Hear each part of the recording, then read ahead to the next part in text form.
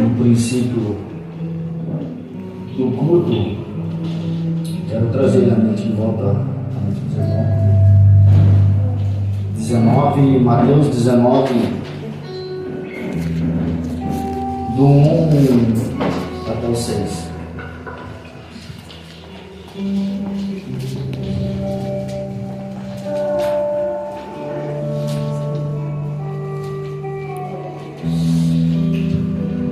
Mateus 19, do 1 ao 6. Depois eu quero ler Efésios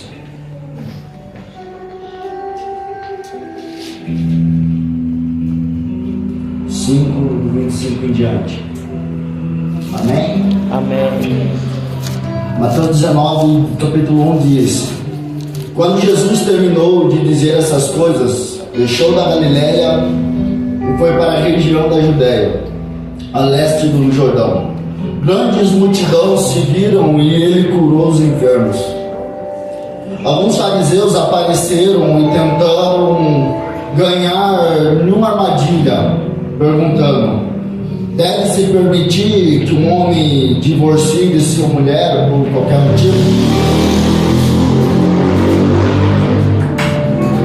4. Jesus respondendo: vocês não leram as Escrituras? Respondeu Jesus: elas registram que desde o princípio o Criador os fez homem e mulher. E disse: por isso o homem deixará o pai e mãe e se unirá à sua esposa, e os dois se tornarão um só. Bom, a minha tradução está um pouco diferente. Eu vou catar da minha digital, porque eu acho que é mais acompanhando dos irmãos. Efésios 5, 25.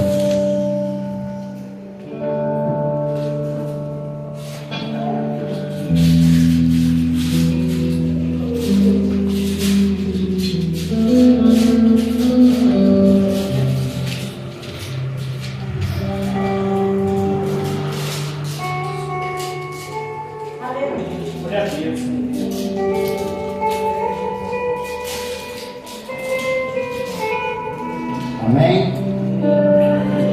Não é necessário que a gente preste bastante atenção para podermos entender o contexto, o texto e o que o Senhor quer dizer. Amém?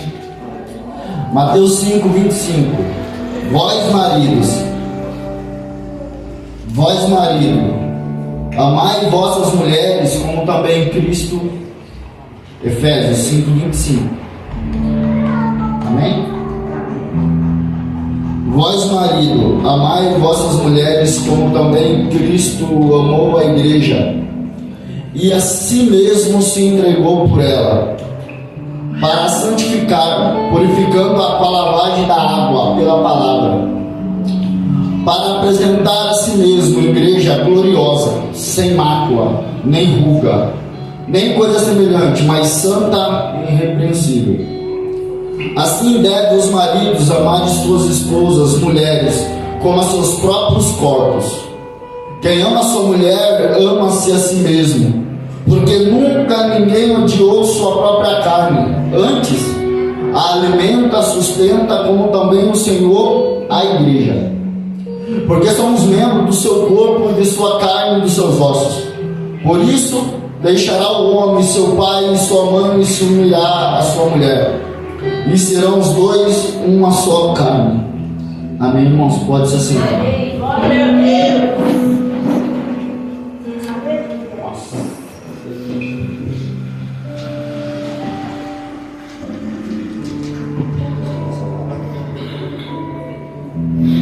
Irmãos, alguns tempo atrás, os irmãos pediram para mim tentar trazer uma palavra sobre relacionamento para a igreja. E eu já sou muito curioso por esses quesitos de relacionamento. Eu tenho uma paixão à parte sobre isso. E eu percebo que nos dias atuais a igreja, a sociedade, nossos costumes culturais inverteram totalmente os valores do que é uma família aos olhos do Senhor. gente tem uns princípios egoístas que quer ser feliz, custe o que custar, independente das consequências que vão gerar. O primeiro texto que eu li de Mateus 19, primeiro, que começa com as perguntas dos fariseus, que todos nós sabemos que eram os religiosos da época, as pessoas estudadas da lei mosaica, e pelo menos aparentemente eles tentavam seguir à risca os costumes judeus, a lei mosaica, para tentar de alguma forma aparecer santo demais para a sociedade e por suas vezes ser aplaudido por isso. Irmão, quero primeiro dizer que eu estou um pouco ansioso, mas eu creio que Deus vai falar conosco. Eu quero que a gente abra um entendimento para o que Deus quer falar hoje, porque necessita de uma posição de nós hoje, para que a futura seja diferente, as gerações futuras sejam diferentes. Então esses fariseus, esses religiosos da época, chegou em Cristo e falou: Senhor, é isso, querendo tentar Jesus de alguma forma, porque eles tentavam pegar Jesus na sua palavra, porque Jesus ele pregava sobre o amor, pregava sobre a misericórdia, pregava sobre a submissão. Jesus ele sempre trazia uns valores internos. A gente pega o sermão da montanha, tudo que a lei dizia que não podia fazer no externo, tipo, não pode adulterar. Jesus disse: agora, a lei disse, não pode, se um homem se deitar com a mulher que não é dele, ele comete adultério. Cristo disse: se você olhar para uma mulher que não é sua, você já cometeu adultério no seu coração. Com isso, é Cristo querendo limpar o nosso interior para o nosso exterior, para que isso se exale no nosso exterior. E por sua vez, esses fariseus, ele chegou e falou: Senhor, é lícito o homem repudiar sua mulher? Em umas traduções, nas originais, as mais originais muda para repúdio, mas falando de divórcio, repúdio. Falou assim: é lícito o homem repudiar sua mulher por qualquer motivo, ele deixar ela e ir embora? Falou: não é lícito. Falou: mas por que Moisés permitiu isso? Deu a carta de divórcio e mandou elas embora. Falou: Moisés permitiu isso por causa da dureza dos vossos corações. Falou: no princípio não foi assim. Jesus começa a estabelecer o modelo do quê? Do princípio. Qual foi o princípio? Deus criou homem e mulher, macho e fêmea, ele criou. Quando Deus viu o homem sozinho, ele falou: não é bom que o homem esteja só. Falei para ele uma ajudadora. Olha já o nome que ele coloca para sua esposa: ajudadora. Quando você pensa em ajudar, você pensa em alguém que te levanta, em alguém que te influencia positivamente. Quando você está mal, ela vai te aconselhar. Então Deus, no princípio, ele já estabeleceu um relacionamento para ser saudável. No princípio foi assim. Ele estabeleceu um casamento monogâmico, um homem com uma mulher. E o interessante disso, que eu já preguei sobre isso aqui, a Bíblia fala que antes da fundação do mundo, Deus ele já tinha preparado um cordeiro. Para quê? Para que cheguemos à igreja. E é o casamento de quem? De Cristo com a igreja. E a Bíblia ele faz esse paralelo colocando Cristo como o esposo da igreja. E Paulo em Efésios 5, 25 e diante, ele está fazendo esse paralelo de como o marido tem que tratar a esposa e como a esposa tem que sujeitar a sua vez para os maridos. Só que os maridos que têm o coração duro, que nós vai chegar no esquisito, eles usam esse contexto para poder se beneficiar do assunto. Que vai falar: a mulher tem que ser submissa a mim, custa o que custar, porque a palavra diz isso. Só que ele não pega o contexto do quê? Amai vossas esposas como Cristo amou a igreja. Amá-la como você ama a si mesmo. E Paulo ele completa, ele fala assim, em outros textos, ele fala: nenhum homem faz mal para si mesmo. Pelo contrário, quando ele sente fome, ele se alimenta. Quando ele está doente, ele tenta pegar um remédio para poder está melhor. Ou seja, do mesmo jeito que você cuida de si, cuida da sua esposa. E o interessante que em Filipenses 2:3 diz assim: nada fazeis por contenda ou por vanglória, mas por humildade. Cada um considere o outro superior a si. 4. Não atente cada um um para propriamente o que é seu, mas cada qual também para o que é do outro. Cristo, ele fala para o marido amar a esposa. As esposas pedem também para que o marido ame elas como tal. Só que da mesma proporção que Cristo pede para o marido amar a esposa, ele dá a réplica. Aí é para a igreja: ame o seu próximo como a ti mesmo. Então ninguém foge de amar como Cristo amou, porque se a gente temos que amar como Cristo amou a igreja, a esposa também tem essa obrigação de amar a sua esposa como Cristo amou a igreja. Agora os maridos, por sua vez, ele fala: as mulheres sejam submissas a nós, porque assim está escrito. Mas a Bíblia diz: considerai uns aos outros superiores a si e sejam servos de todos. Como que eu sujeito a minha esposa? Elas mostram as dificuldades delas, ela mostra a necessidade dela. Como eu amo ela, eu se sujeito a ela também. Então não egoísmo. Cristo, ele nunca trabalhou com egoísmo. Ele quer que seja um relacionamento, ele seja mútuo. Para quê? Para que dê certo. O que era no princípio. Só que nós hoje, como igreja, o que a gente faz? A gente pega a Bíblia como uma espada de dois gumes que quer cortar o próximo. Eu falo para a minha esposa: a Bíblia diz que você tem que ser submissa a mim. O quê? Eu estou usando a Bíblia para habilitar a dureza do meu coração. Mas eu não uso a Bíblia para gerar vida na minha esposa. Ou seja, a gente pega a Bíblia quando convém para mostrar o quê? Eu estou respaldado pela Bíblia. Você tem que ser assim, custe o que custar, porque a Bíblia pede. E era o que os fariseus estavam fazendo com Cristo.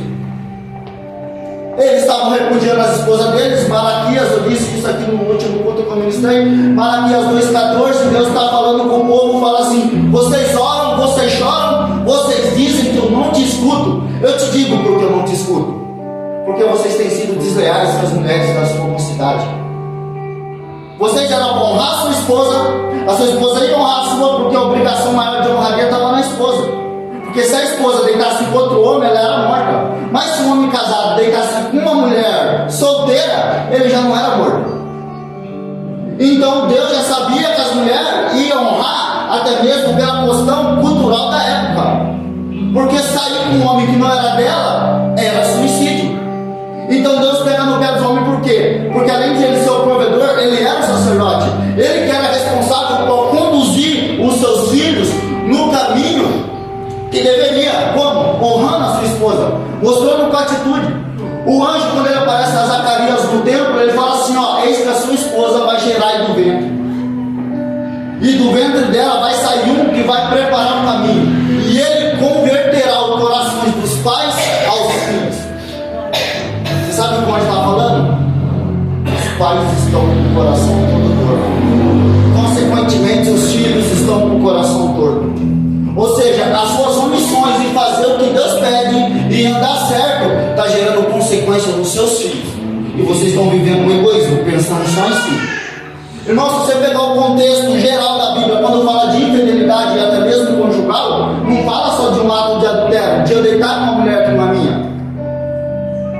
Irmão, se eu não honrar minha esposa com palavras, eu estou sendo infiel a ela. Se eu ver que eu magoei ela e não chegar nela, me perdoe, eu estou sendo fiel a ela, estou sendo infiel à aliança. Porque até mesmo Paulo fala em 1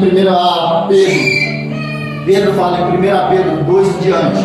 Ele fala: aquele que fica em contenda com a sua esposa e não se redime com ela, quando você for orar, eu não ouvirei a sua oração. Porque ele está contenda com a esposa? Porque ele não se arrepende. Cristo está falando assim: antes de você ter relacionamento comigo, você tem que ter com a sua esposa. É aquilo que a palavra diz: se você não amar quem você vê, como você vai amar alguém que você não vê? Só que o nosso egoísmo faz o quê? A gente pensa nas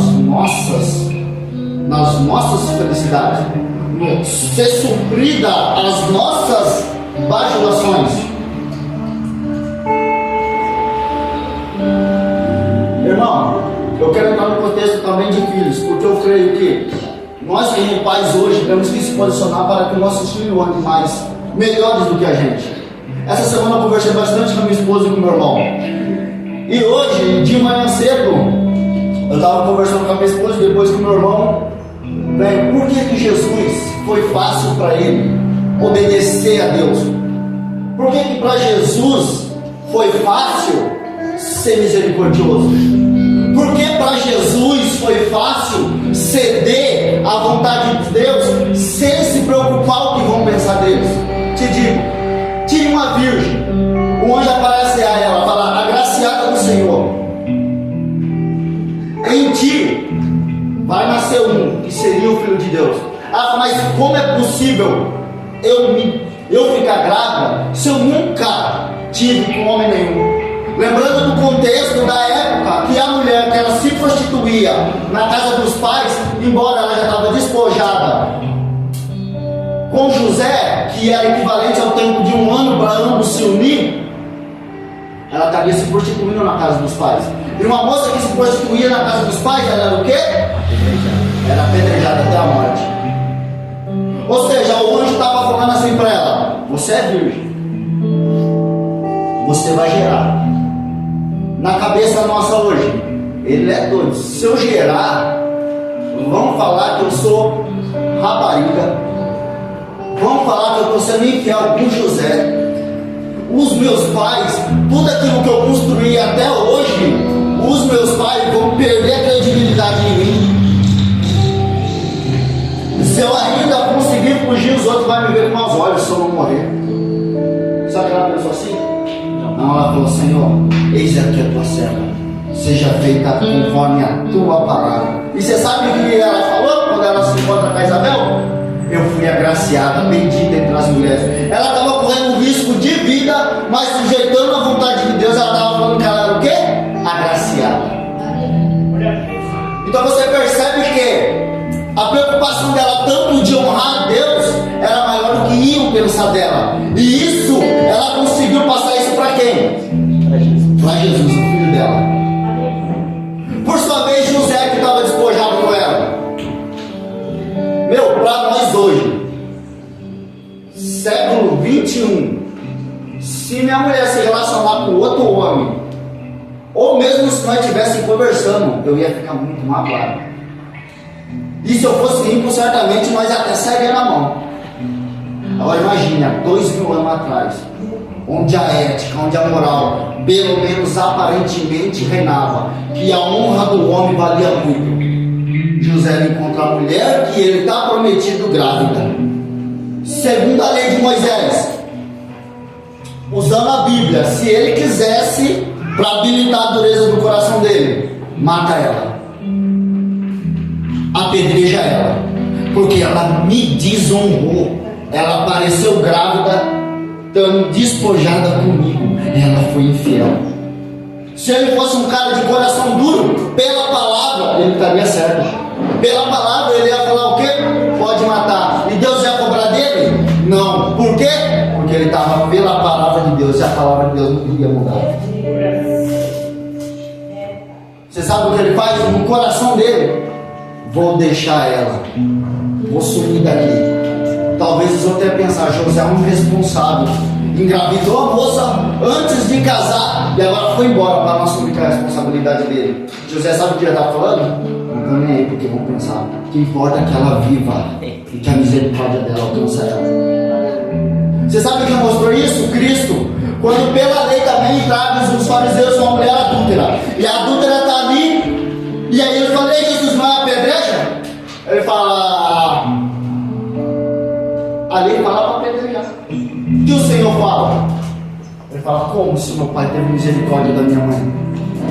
Se meu pai me entregou a minha mãe para ser apedrejada, como eu farei a mesma coisa? Como?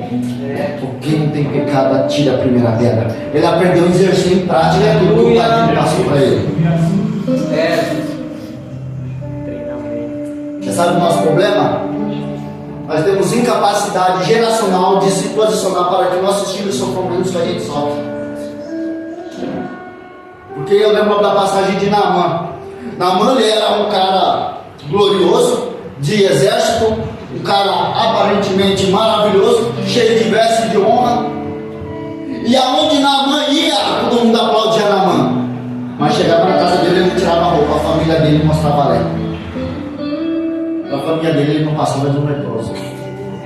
Nós, nas ruas, a gente se mostra o super crente, a gente se mostra o marido, em especial o marido maravilhoso, a esposa maravilhosa. Mas dentro de casa, nós mostramos nossas lepras com nossos maridos. Estava conversando isso com a minha esposa hoje. A gente temos dificuldade de, dentro da nossa casa, exercer a mesma misericórdia que nós temos que exercer com o próximo. Foi que nem quando eu disse daquela última vez que eu fui na praça com ela, ela foi no banheiro tirar foto e eu lá fora com fome, bravo demais da conta porque ela estava demorando, ela saiu. Eu falei: o que aconteceu? Eu estava tirando foto. Eu falei: é nada. Eu falei: você não fez isso, eu estou aqui com fome, estou esperando você, só que eu fui rude. E eu fiz ela chorar. O Espírito Santo falou para mim: você magoou ela? E como que faz agora? Eu falei: não faz, eu tenho que simplesmente pedir perdão. Fui lá e pedi perdão para ela. Só que tem muitos outros casos, irmão, que a gente vai ajudar alguém e tal, e a pessoa às vezes aconteceu alguma coisa, está esperando um pouco mais, você fica esperando e você não fala nada. Quando a pessoa chega, você fala: imagina, não foi nada. E de fato não foi nada. Mas por que com as nossas esposas a gente perde a paciência? Porque a gente quer mostrar uma glória para os outros e para dentro de casa nós só traz a lepra. Por quê? E Cristo, irmão, agora trazendo isso para Cristo e a igreja. Acabou. Irmão, quando eu estou ansioso eu falo e fico seco. Cristo e a igreja. O que ele está falando?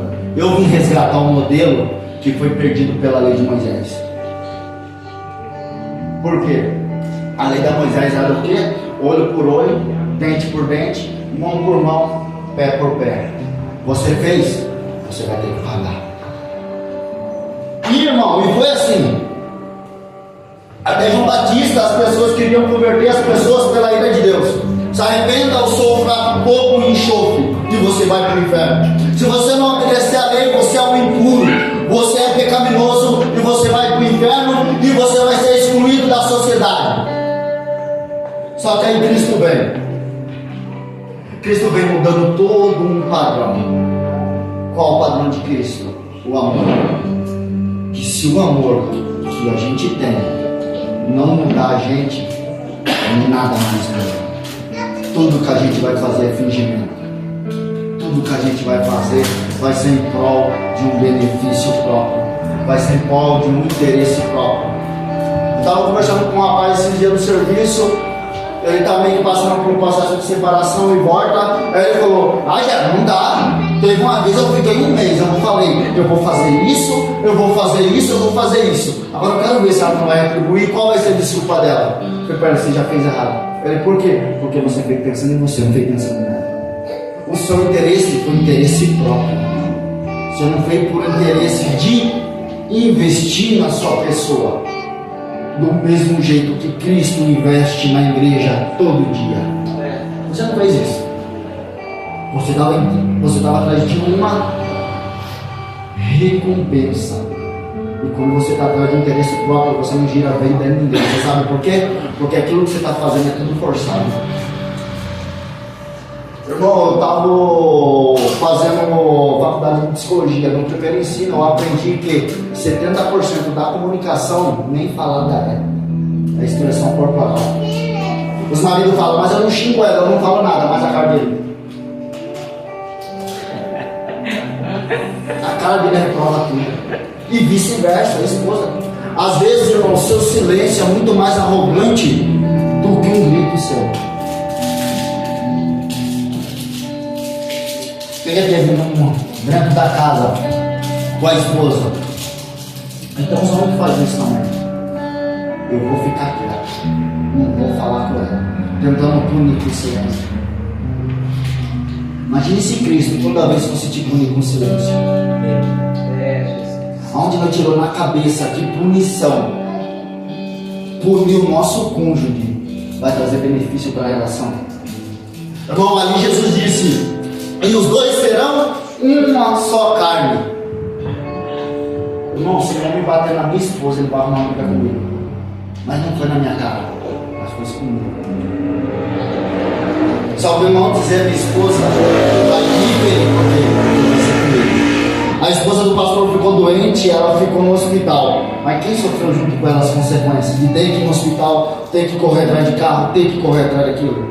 Então, irmão, não importa, seja positivo ou negativo, o que você fazer em prol do outro vai respingar em você. Irmão, é a mesma coisa que você dar veneno pro seu cônjuge, achando que ela vai morrer. Você vai morrer junto. Relacionamento é que nem uma conta bancária, irmão. Quanto mais saldo você investir, mais positivo vai dar. Olha, só for tirando, tira a paciência, tira a atenção, tira. Vai chegar uma hora, irmão, você vai estar no vermelho, salvo o devedor. E a conta é grande, porque com mulher o juro é mais alto ainda.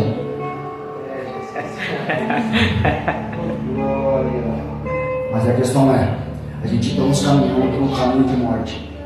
Por que estamos caminhando por um caminho de morte? Porque nesse quesito a gente quer ser feliz a todo custo. E a gente vê que o marido não está dando a atenção nossa necessária que a gente procura. Nós vemos que a esposa não está dando a atenção que nós procura. Muitos partem para a traição. Outros partem por se repudiar. Que se você pegar o livro do contexto de Malaquias, do 2,14 lá, repúdio, quando a Bíblia fala, eu, Senhor Deus, eu odeio o repúdio. Nas traduções mais modernas fala do divórcio. Só que na verdade Deus não odeia o divórcio.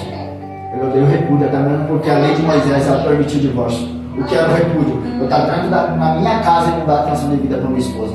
Eu estar dentro da minha casa, honrar mais o outro de fora que a minha esposa. Você sabe que isso gera, ela vai entrar onde eu quero.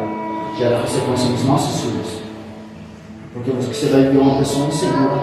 A gente já vem com esses traumas da casa dos pais. A gente já vem com insegurança da casa dos pais. A gente vem com mágoas às vezes. A gente vem com falta de vários ensinamentos que muitas das vezes a gente aprende na força. E o que a gente faz? Eu venho se posicionar hoje, ser melhor, a gente faz o quê? Que meu filho se posicione então. Porque eu estou cansada. Eu estou esgotada. Eu estava falando isso com meu irmão. A gente tem os costumes de falar, com meu filho eu morro. Se mexer com meu filho eu mato. A gente não se posiciona no nosso relacionamento para beneficiar os nossos filhos positivamente.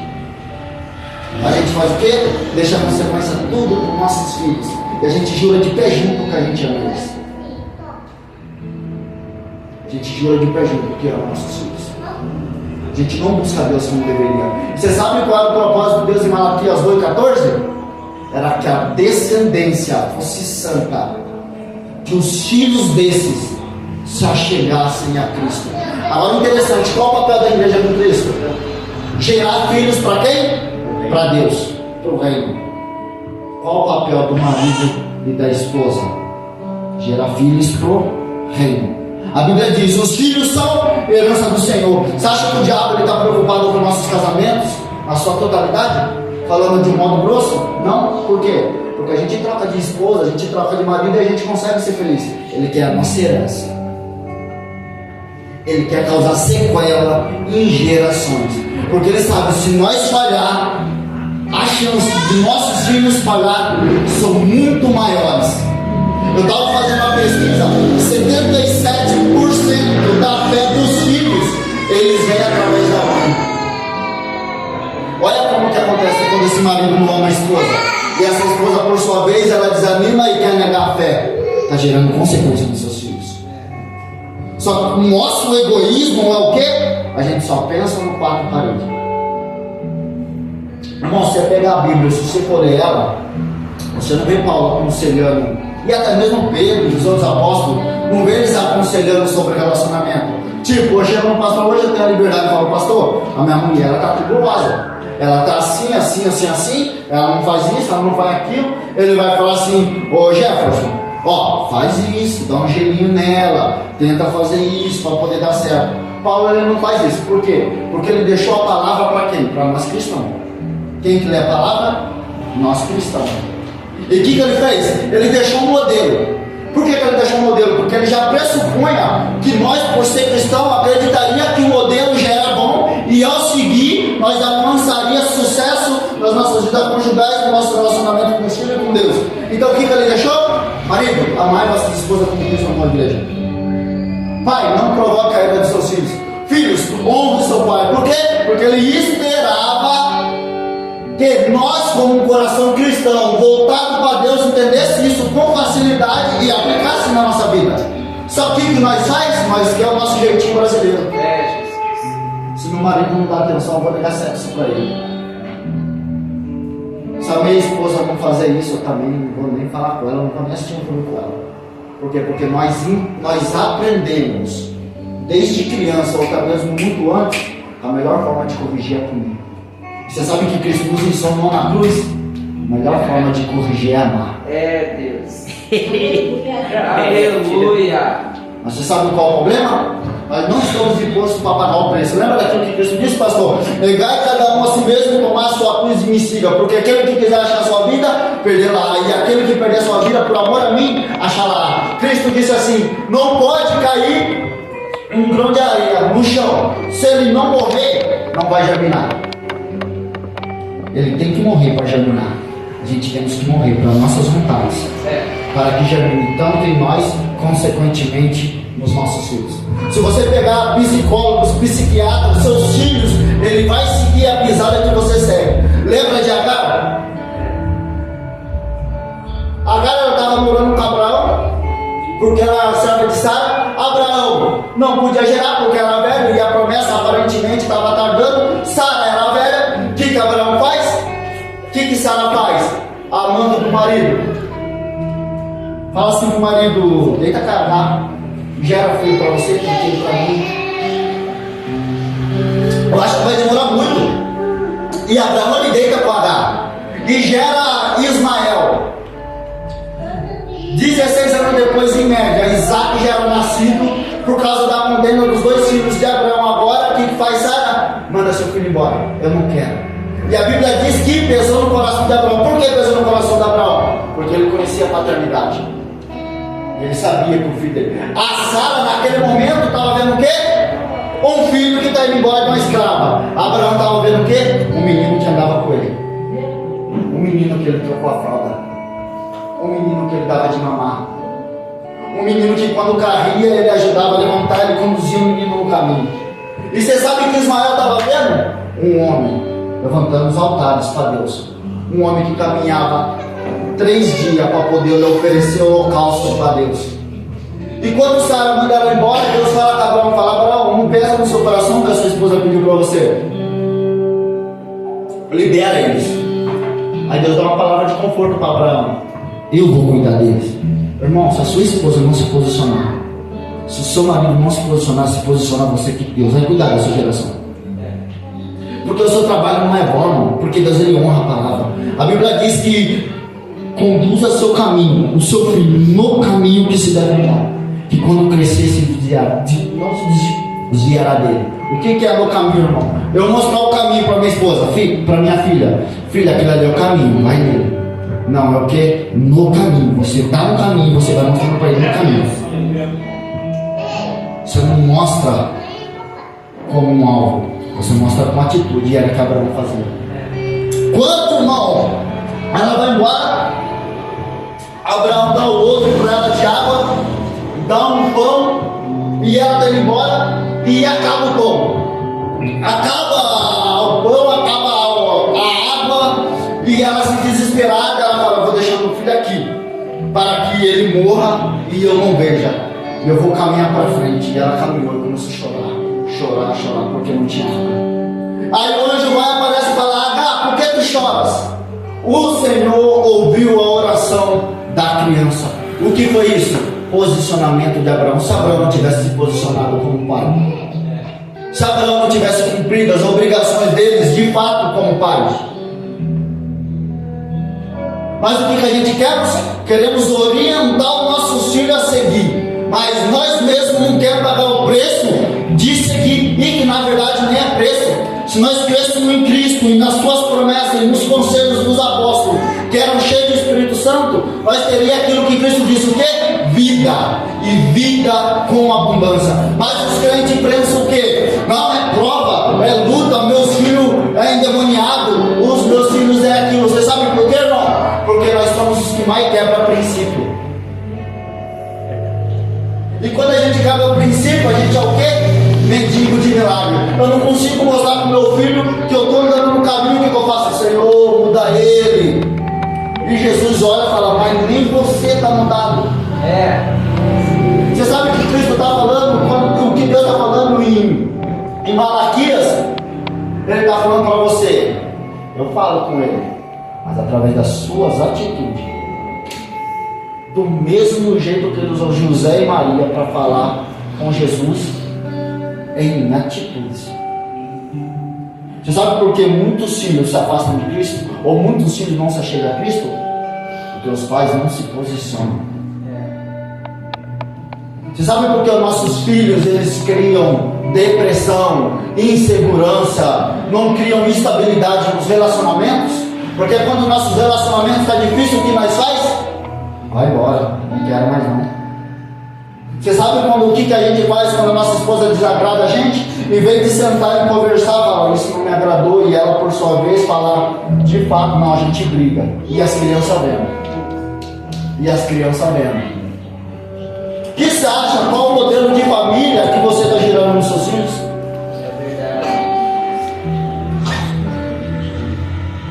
Qual o modelo de vida que estamos gerando nos nossos filhos?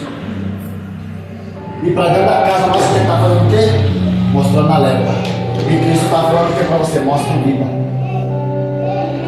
Irmão, eu vi uma passagem muito forte de Jairo. Jairo ele era o principal da sinagoga.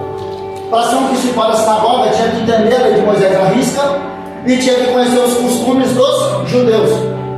Que nós sabíamos que eles seguiam um caminho, como eu posso dizer, verbalmente, mas na vivência era mais complicado eles viverem. E por sua vez, Jairo estava com a filha muito enferma e estava para morrer. Enfim. Só que Jairo ele carregava uma religiosidade no coração dele. Jairo ele carregava esse sentimento da lei, e tem que ser olho por olho, e dente por dente. Só que ele ouviu falar de um Jesus que estava curando. Você sabe o que é interessante? Ele chega em Cristo e fala: Cristo, a minha filha ali, vamos em casa? Pô, vamos na sua casa. Só que no caminho aparece quem? A mulher do fluxo de sangue. Já fazia muitos e muitos anos que ela estava jogando sangue. Se não me engano é 12, né? Isso. 12 anos. E ela toca nas vestes de Cristo. Ela toca na vestes de Cristo, imediatamente ela está curada. E Cristo vira: quem foi que me tocou? E a gente pergunta: mas por que Cristo falou isso? Foi só porque saiu virtude na vida dele? Só porque saiu virtude dele? Não foi necessariamente isso. Foi para mostrar para Jairo. E Jairo falou: agora um impuro que conversa com o pecador, deixa a mulher impura tocar nele, e eu vou aceitar ele na minha casa. Você sabe o que é isso? Jesus tirando o orgulho do coração de Jairo. Falou: isso aqui não presta para você. Você tem que aprender a ser mais humilde. Você tem que aprender a se doar mais. Você sabe o que é a raiz do orgulho, irmão? Um dos maiores mal é o egoísmo. Por quê? Porque o orgulho ele traz consigo o quê? O eu. A gente faz pensando na gente. Eu venho pregar aqui não com o intuito de conduzir os irmãos para uma vida abençoada, mas o intuito de aparecer e mostrar que as minhas palavras bonitas. Isso é orgulho. Você sabe o que o orgulho faz? Ele traz uma briga ferrenha com o seu cônjuge e ele percebe que a ela perdeu o argumento e ele sai: eu sou bom, hein? Ó, acabei com ela, não falou nada. Isso é orgulho. O orgulho ele procura a vanglória, ele procura seu interesse próprio. O orgulho ele procura você. O que a Bíblia diz sobre orgulho? Deus abate o soberbo, mas exalta os humildes. Salomão, nos seus provérbios, eles falam assim: que o humilde ele tem paz, já o orgulhoso ele anda desgarrado e se turba o coração. O que é a humildade? É entender que eu não sei tudo. O que é a humildade? É eu entender que às vezes no meu relacionamento eu vou estar errado. O que é a humildade? É entender que a minha esposa ela pensa diferente de mim e nem por isso quer dizer que ela está errada. Humildade não é porque eu sou o cabeça da casa que eu não posso aprender com a minha esposa. A humildade, irmão, eles colocam você em um lugar do quê? De não ofensa. Por quê? Porque você não se sente ofendido quando você é humilde. No mesmo dia que eu reclamei que ela estava brava porque demorou no banheiro não, era o banheiro da praça, o Espírito Santo falou assim para mim: mais cedo, quando você estava lendo a Bíblia, ela catou o ventilador lá no quarto, estava calor, e parou o ventilador para você, só para você sentir dor. enquanto ela estava fazendo as coisas da casa. Meu. Mesmo grávida. O Espírito Santo esfregou na minha cara como hipócrita que eu estava sendo. A humildade entrou, irmão. Falei assim, não, ela não está totalmente errada assim, ela também acerta. Por quê? Porque a humildade é você ver o acerto do outro, não potencializar os erros dele. Por quê? Porque às vezes você, pastor, vamos supor, a esposa dele fala, não pode entrar aqui no hospital de short. E ele fez tudo certinho, só que ele chegou lá de short. Mas você é burro, eu não falei para você que não podia short. Ele correu atrás de médico, ele fez isso, ele fez aquilo. Mas uma coisa aqui que a gente faz, potencializa o erro dele. A gente não consegue glorificar ele no acerto deles. Porque é isso que motiva, é isso que acaba com o orgulho. Eu aprendi com o Espírito Santo isso. O Espírito Santo falou que para mim, começa a potencializar as coisas positivas que ela faz, não a negativa. E nas coisas negativas, você ajude ela a melhorar. Se ela está com dificuldade, ajude você. Você não está dizendo que você sabe? Então ajude você. Irmão, hoje cedo, acordei cedo, eu estava preocupado de ministrar sobre relacionamento. Por quê? Porque isso para mim é importante. É importante demais da conta a gente entender o que é família, as consequências que gera na nossa família e o bem-estar geracionalmente nos nossos filhos. O quão é importante a gente se posicionar em prol dos nossos filhos. E eu comecei manhã cedo, eu falei, vida, você quer café? E na minha cabeça, hoje eu vou jejuar. Vou tomar uma pregação e eu vou jejuar. E eu pensei, eu vou jejuar. Orei, falei, Deus, eu vou estar jejuando, né? Amém. Aí ela acordou, fui o café para ela, ela bebeu, eu falei para ela, vida, vamos lá no parque lógico, mas leva a neném, mas leva a Bíblia, e eu vou estudar lá. Aí bateu um sentimento de celebrar com a minha esposa. Eu falei assim, aí nós vai lá no mercado, passei o cartão de crédito na maquininha para sacar dinheiro, aquela prova, eu falei, nós vai lá no mercado, nós vai comprar as coisas, e nós vai lá e faz um piquenique e fala da Bíblia. Aí eu falei para ela, na hora, nossa, não vai dar Bíblia. Por quê? Porque eu estou jejuando. Falei, mas não tem problema, você não está jejuando, eu compro para você e você come. O Espírito Santo lembrou daquela passagem de Mateus, na hora. Como pode o noivo, como pode os discípulos, os amigos do noivo, jejuar enquanto está a festa com o noivo, com o seu amigo? O Espírito Santo está falando, você está num momento de celebração com a sua esposa, você vai deixar ela sozinha? E a sua parte? Eu falei, Senhor, eu entrego meu jejum para o Senhor. Fui lá, comprei pão, mas leu um pouco de Bíblia, nem dia trabalho, mas foi uma bênção. Por quê? Porque eu entendi que o reino dos céus era manifestado aqui primeiro. Quando João Batista ele começou a pregar o reino dos céus, ele falou assim, ó, o reino dos céus é chegado a vós. Ele não falou que é futuro, ele falou, é chegado a vós. O que Paulo fala? O reino do céu não é comida nem bebida, mas é paz, alegria do Espírito e justiça. O que é ser justo? Ser justificado por Cristo, porque até então ninguém era justo. Agora que nós somos justificados por Cristo, nós praticamos a obra de justiça que Cristo ensinou, que é tudo isso que nós estamos falando desde o começo do culto. Então a manifestação do reino é o que? É paz, alegria do Espírito e justiça. Como dizemos que nós estamos manifestando o reino de Deus na nossa casa, se nós vivemos em contenda, em orgulho, em egoísmo, e o eu posso, eu faço, e é só eu, e a minha esposa que pensa o que quiser, e eu não estou nem aí, e ela tem que ser submissa. E vice-versa. O meu marido pensa o que ele quiser, eu sou assim, pronto, acabou. Irmão, esse não é o reino de Cristo. Cristo, quando ele veio estabelecer o reino dele na terra, que já é vivo, dentro da igreja, ele veio e falou, gente, não é obrigação mais não. Vocês têm que fazer porque isso é bom, isso é perfeito, isso é agradável. E Cristo só falou, faça? Não, ele falou, eu faço primeiro. Eu faço primeiro. Aleluia. Ele se posicionou primeiro, para que ele seja o exemplo. Ele mostrou o que é uma família exemplar. Se você pegar Raab, irmão, na história da Bíblia, ela era a prostituta que estava morando em cima da muralha de Jericó, quando o povo de Israel ia tomar posse da terra. Eles em Jericó ouviram falar do serviço de Deus, desde a passagem do mar. E quando os espias chegam na casa de Raab, e ela tremenda, ela falou, viu, nós aqui já ouviu falar do seu Deus, nós estamos tudo com medo. O povo está em choque. Ó, eu escondi vocês. Mas lembra de mim. Lembra dos meus irmãos. Lembra da minha mãe. Lembra dos meus pais. Quando vocês tomarem a terra. Aliança.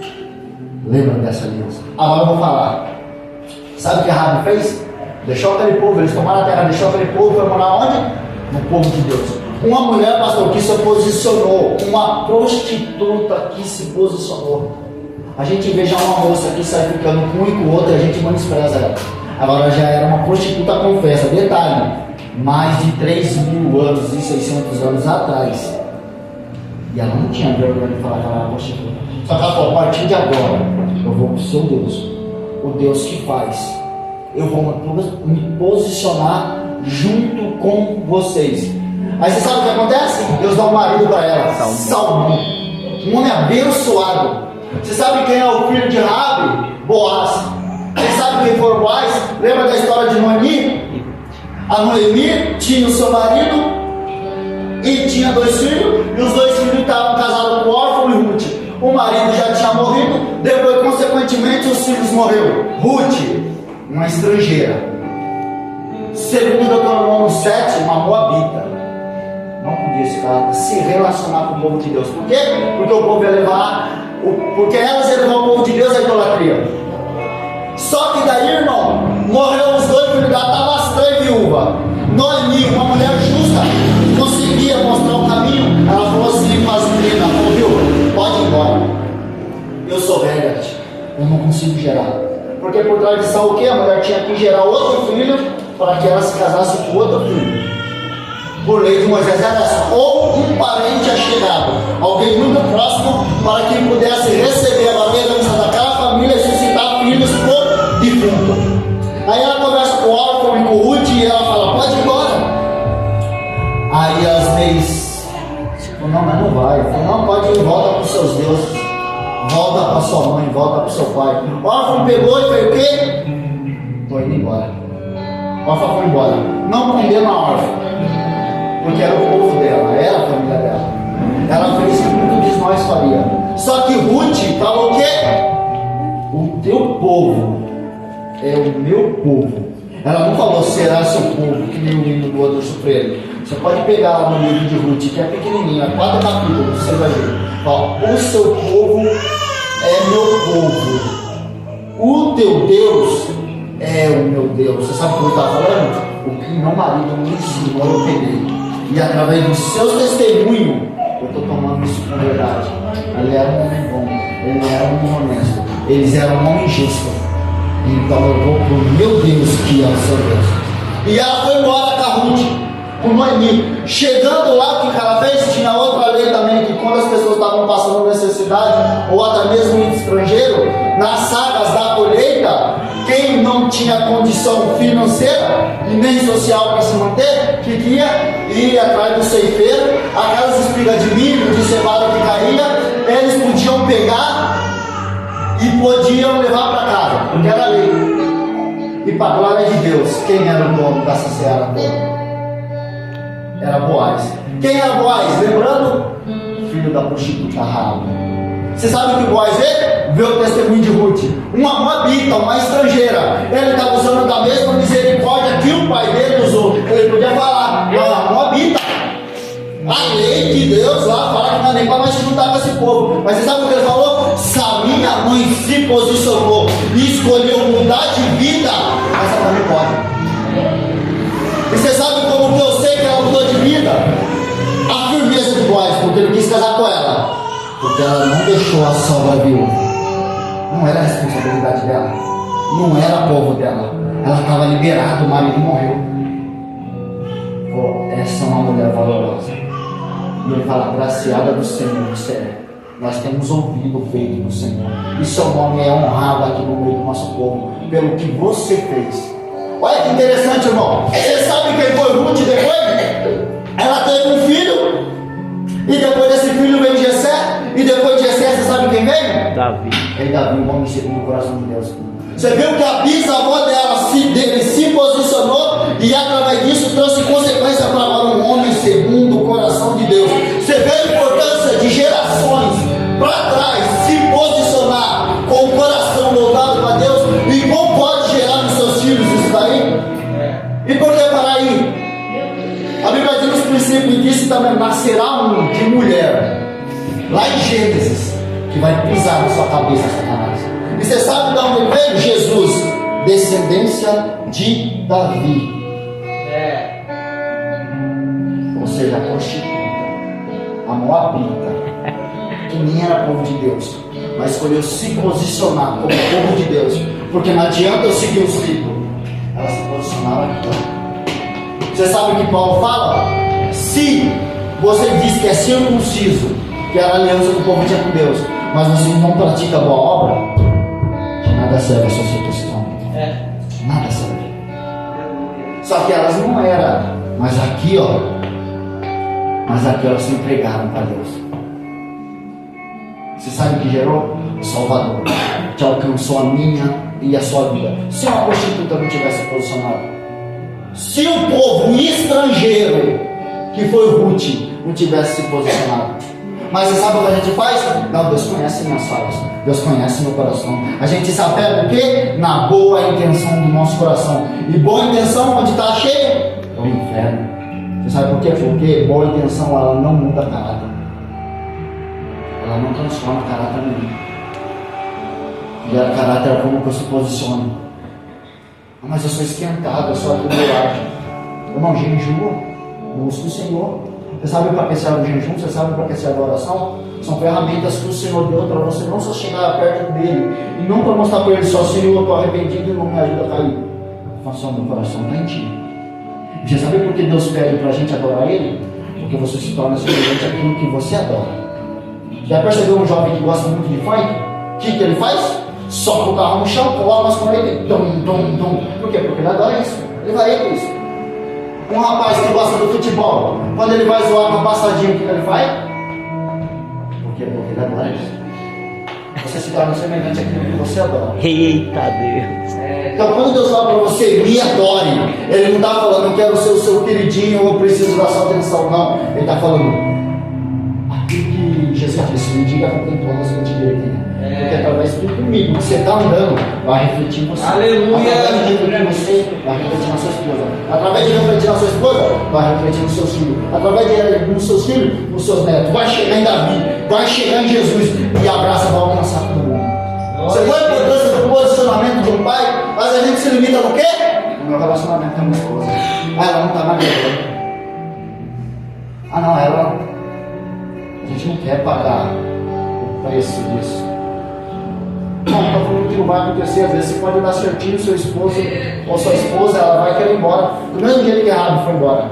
Mas eu garanto para você que através de você vai ter isso. Não espere do seu cônjuge fazer o que você precisa fazer.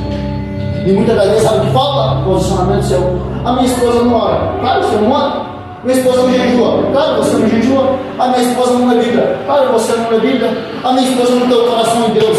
Mas você, marido, não está mostrando nenhum amor por ela. Se você não está conseguindo amar ela, como ela vai acreditar que um Deus que não é nem ver amar ela?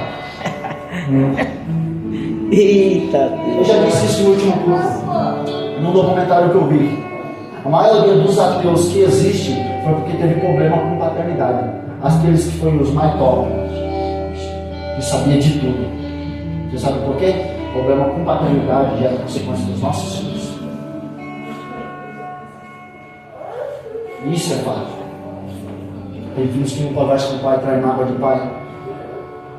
E seus pais, por ter vivido uma vida promíscua no passado, não tem autoridade mais, agora ele tem a visão. Ele sabe de como tem que caminhar. Só que ele não se posiciona por vergonha do que ele foi. Ele não é que nem rabo. Ele não consegue deixar para trás aquilo que tem que ser deixado passar para trás. Irmão, a Bíblia, lá em Isaías, fala que Cristo nele ele já fez maldito. E que nele, agora, em Cristo Jesus, são feitas novas todas as coisas. Irmão, não se condene pelo que já passou. Se posiciona hoje pelo que você pode estar fazendo. Você não pode se render essa desgraça de vida que já passou lá atrás. A gente pode fazer algo hoje. Por que a gente não faz hoje? Eu estava falando com o meu irmão, falei com o pastor. Aquele dia que eu preguei aqui, eu estava falando da minha mãe, os relacionamentos que ela teve no passado, que gerou mágoa nela, gerou frustração. Quando eu fui orar, você sabe o que o Espírito Santo falou? Você também matou sua mãe. Você também usava droga. Você também se prostituía. Você também saía de madrugada e voltava a hora que bem entendia. Lembra? Ele fez eu lembrar disso. Lembra quando você e seus irmãos subiam num ponto de ônibus para pegar o ônibus para ir para a escola? Vocês esperavam o ônibus passar, vocês desciam embora e falavam, mãe, o ônibus passou? Ela lembra, está dando risada. Sabe o que você falou? Você deve perdoar para sua mãe. E hoje eu peço, para que vocês estejam. Me perdoe pelo que eu fiz. Porque eu não posso justificar nisso. Talvez ela não tenha a maturidade que eu tive. Talvez ela não soube governar a vida dela do jeito que deveria ser governada.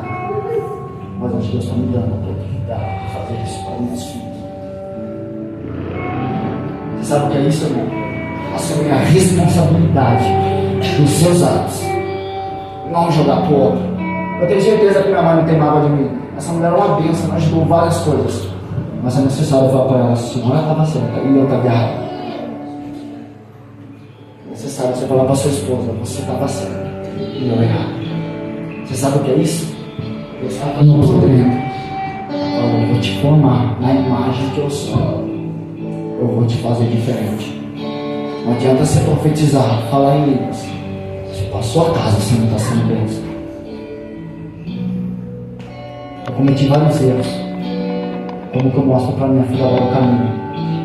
Filha, nisso eu não sou modelo, nisso eu não sou exemplo, mas nisso você pode ir que vai dar certo. Filha, nisso aqui seu pai caiu, não vai para isso. Irmão, qual que é a lógica do mundo hoje, pastor? Sexo seguro. Hospitais da camisinha, se você vai na farmácia, tem camisinha de todos os tipos. Mas irmão, sexo seguro quem inventou foi Deus, e chama casamento. Ele inibe imoralidade, doenças sexuais, filhos indesejáveis. Ele inibe um monte de problemas. Você sabe qual é o problema? E agora vai chegar no ponto mais principal. Tem mais 5 minutos que eu queria falar. O mundo está trazendo uma moral aparentemente boa, mas sem Cristo. Uma moral sem Cristo a longo prazo dá problema. Por quê? Porque quem é o alicerce da igreja? Quem é o fundamento dos valores, dos valores, dos princípios? Cristo. A Bíblia diz, alicerçai a sua casa na rocha. Alicerçai a sua casa na rocha, porque se vir o vento e a tempestade, a sua casa vai se manter de pé. Agora, alicerçai a sua casa na areia, porque se vir o vento e a tempestade, ela vai. Aí vai lá eu. Pega aquela camisinha que a sociedade diz que eu estou fazendo o que é moral. Usa a camisinha com a mulher que não é minha. Usa com outra que não é minha. Engravido às vezes a camisinha estoura, fora a imoralidade, fora os ciúmes que gera depois. Imagine se eu estou nessa igreja com uma moça que eu já tive relacionamentos passados, minha esposa não ia gostar. Do mesmo jeito eu não iria gostar de ter alguém aqui que já foi relacionado com ela, muitas das vezes sexualmente. Você sabe o que Deus está falando para nós? Tudo bem, passou. Se posiciona agora para que nossos filhos não vivam isso. Você tem a chance de se posicionar hoje. A gente temos a chance de trazer Cristo. Hoje a minha filha, a Betina, quando eu vou falar para ela a mensagem, eu falo, oi filho, o pai te ama. Jesus te ama primeiro. Ela entendeu um pouco de Jesus. Quando eu falo para ela, eu tenho menina pequenininha, eu falo assim, filha, você é a coisa mais linda do pai. Ela fala assim, não, agora é a Clarice. Ela já sabe segurar para o outro. Minha filha tem hora que ela é um pouquinho problemática, mas ela tem uns pontos positivos dela, que dá para ir ajeitando. Só que quem precisa mostrar esse sentimento de amor para ela, esse sentimento de afeto? É ele. Ela tem facilidade de falar, tio, eu te amo, zoa com a minha cara de vez em quando, brincando. Por quê? Porque eu sou esse pai com ela. Eu estou refletindo nela aquilo que eu sou. Eu oro bastante, na hora de comer eu oro sempre. Se vocês forem almoçar comigo, eu já vejo que eu estou orando. Aí de uma vez ela estava na sala, na cozinha, estava com muita fome, Senhor, entrego a ti e agradeço a ti por esse alimento. Quando eu cheguei na sala, o que ela falou? Pai, você morou? Orei na cozinha. Foi então hora de novo, porque eu não vi você orando. Ou seja, com as minhas atitudes eu estou compromisso. Você só fala para ela que existe um Jesus. Um Jesus que ela nunca viu. Você sabe quem ela está vendo? Eu. É eu que ela está vendo. Ela nem sabe ler, mas você sabe umas atitudes de amor que ela vai ver em Jesus no futuro. Mas umas atitudes de amor por ela. Então você vê que relacionamento ele não se baseia só nos dois. Tem toda uma responsabilidade futura e que a gente temos que se submeter a isso. Por isso que eu peço, irmãos, quando você não se submete, você vai sobrecarregar alguém. Você vai se sobrecarregar e talvez vai sobrecarregar sua esposa ou depois seus filhos. A minha oração no fundo do meu coração, que os casais entendam isso. E que ambos juntos lutem a mesma causa. E sejam potencializem, irmão, a humildade. Não potencialize o orgulho. Porque eu não sei vocês, mas eu só vejo alguém orgulhoso, eu vejo ele como pequeno. Cristo, ele sendo Filho de Deus, toda autoridade no céu e na terra, e o nível mais baixo de vergonha na época era lavar o pé dos outros. Você sabe o que ele fez? Sentou, pegou uma bacia, pegou uma água, vou dar o pé, lavar a bacia. Aí Pedro falou: nossa, eu não sou digno disso. Ele falou: se eu não lavar seu pé, você não tem parte comigo. Ele falou: então água, lava até a mão. Ele falou: não, o pé basta, olha o orgulho. Falando em orgulho, Pedro, é só para você entender, agora vamos acabar. Pedro, ele falou assim: Senhor, para onde tu fores eu irei contigo. Se você for para a morte, eu vou contigo. Se prenderem você, eu vou contigo. Sabe o que Jesus falou para ele? Não, Pedro, você não faz isso. Falou: não, Senhor, ainda que todos te deixem, eu não te deixo. Ele falou: Pedro, antes que o galo cante, 3 vezes tu me nega. Foi passando a noitada. Quando Jesus é pego, Jesus está apanhando, estão levando. Pedro fala: os outros chegam e falam: você estava com ele? Eu falei: não conheço. Não, mas você fala igual ele, seu jeito? Não conheço. Depois ele fala: mas não conheço. E o galo cantou. E interessante, se você pegar nos evangelhos apócrifos, entre uma e outra literatura, você vai ver que de longe Cristo tinha a visão de Pedro e Pedro tinha a visão de Cristo. Na hora que ele negou, Cristo olhou para Pedro e Pedro olhou para ele. Sabe que ele? E ele chorou amargamente. Você sabe o que Jesus estava dizendo? Eu te conheço. Você não se conhece. Sabe o que Pedro estava dizendo? Você, Pedro, é motivacionado pelo aquilo que você sente. Eu já sou por aquilo que você é. E o que acontece? Pedro chora amargamente. Quando Cristo vem com Pedro de novo, você sabe o que ele fala para Pedro? Pedro, tu me amas? Ele diz: Senhor, eu te amo. Apacenta minhas ovelhas. Pedro, tu me amas? Apacenta minha ovelha. Pedro, tu me amas? Ele fala: Senhor, tu sabes. A humildade agora entrou. Antes era um orgulho. Eu passo, eu posso. É para a humildade mesmo. A humildade falou o quê? Senhor, tu sabes de todas as coisas. Eu te neguei. E a Bíblia diz o quê? Que Deus restaurou. Cristo está doido para restaurar a gente. A gente só precisa se submeter nessa autoridade e entrar com humildade, entender que a gente não se conhece. E que no momento caloroso das nossas brigas conjugal, a gente vai sair da casinha. Se porventura sair da casinha, imediatamente, o mais rápido possível chega: me perdoa. Não deixe o orgulho vencer o seu casamento. Não deixe essa maldição ser hereditária na vida de seus filhos. Bom, agradeço muito a oportunidade e as palmas ao Senhor.